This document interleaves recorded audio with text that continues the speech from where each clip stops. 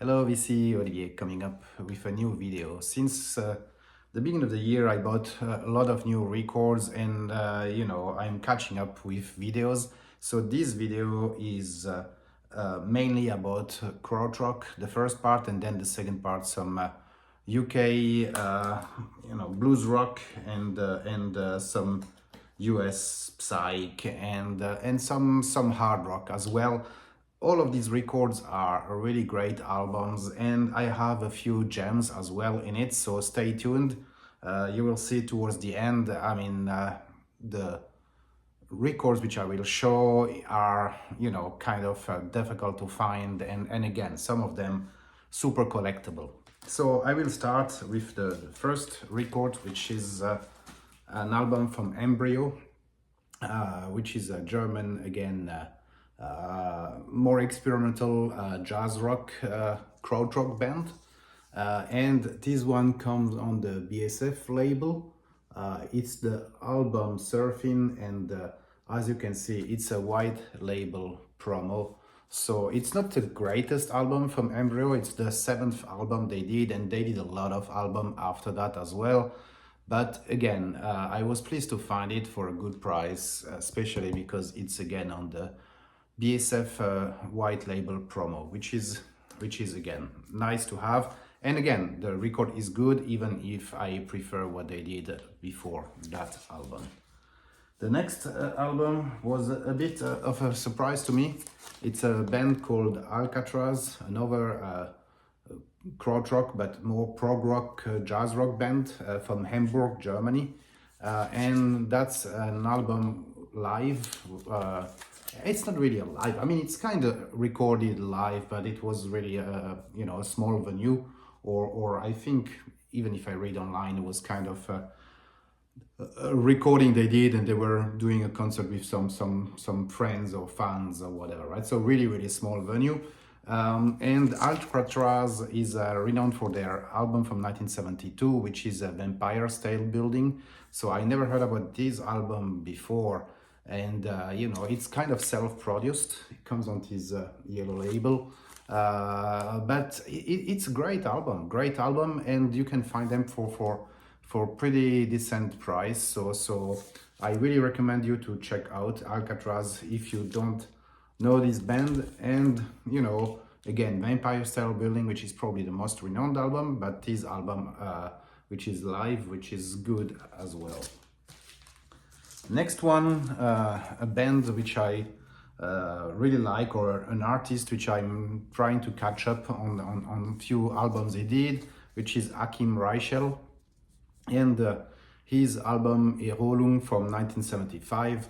So Achim Reichel was from Hamburg as well.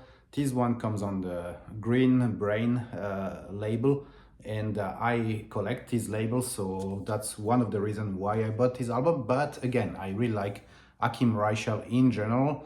That's the 6th album he did, and the last album he did with Achim Reichel and the Machines, because he did many stuff as well later on, more as a solo projects. But again, really good album.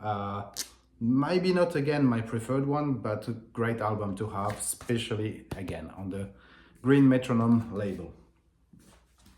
Next album is from a band called Kran, which is a German band as well, krautrock from Ulm in Germany, in the Baden-Württemberg. So yeah, Kran is more on the krautrock side. That's their first album, their debut album, and comes on this gatefold cover with some really nice pictures of the band inside of the cover, and it comes on this Spiegelei label, which is a really nice label as well. Really great album. I have several albums from Kran, but I didn't have the debut album. Now I have it, and my view, probably one of their best, if not the best. Next album, the first album from a band called First Immune. So I had already this album as a reissue from Long Hair, but I wanted the original especially as well. First, it's a great band, great album, and it comes as well on this green label, Green Brain label. And again, right, this album is really Really nice album. Probably, in my view, their best album. The two first albums were kind of, you know, really classics for Krautrock. Again, this first album is really solid. So really recommend you to check it out if you don't know First Human. Next one, another Krautrock band, Kravinkel, and their album Garden of Loneliness from 1971. Here we are more on the prog rock, bit of, you know, hard rock side. It's the second of their album, again, really solid album as well. It's supposed to come with a poster, but in my case the poster was not included anymore. Comes on the Philips label, but really good album. Look, the first album I have it as a reissue as well on Long Hair, and it's a fantastic album. But the second one is as good in my view. Both albums are you know, good albums to have. Next one is an album that I was as well looking for a certain time, which is Ardo Dumbeck.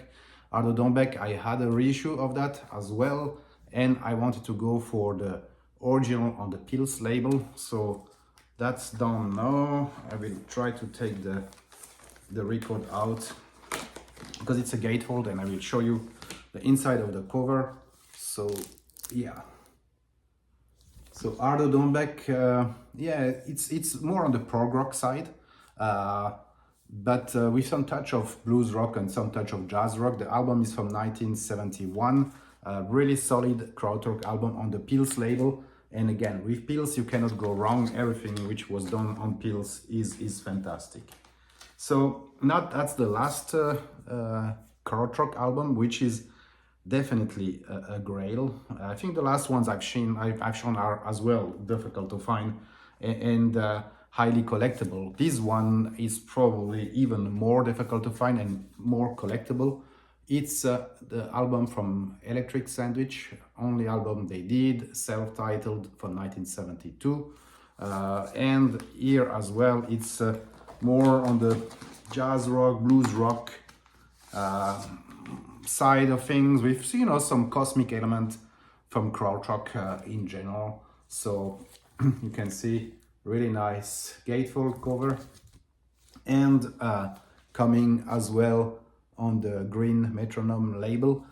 It's a first press. There is a second press on the green metronome label, which you recognize because there is 3 dots in the middle. So this one doesn't have the dots, so that means it's the original first press from this great band Electric Sandwich. So highly recommend to check them out if you don't know them. It's a fantastic album.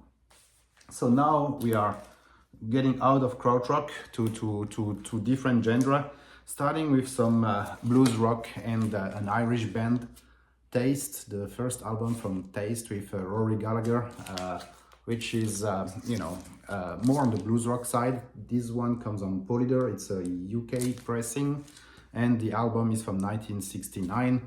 I personally I prefer the second album from Taste, but again, this one is really good as well. And they did as well the live a live album, which is great, and then they split, and Rory Gallagher did a lot of albums on his own, which are really great records as well.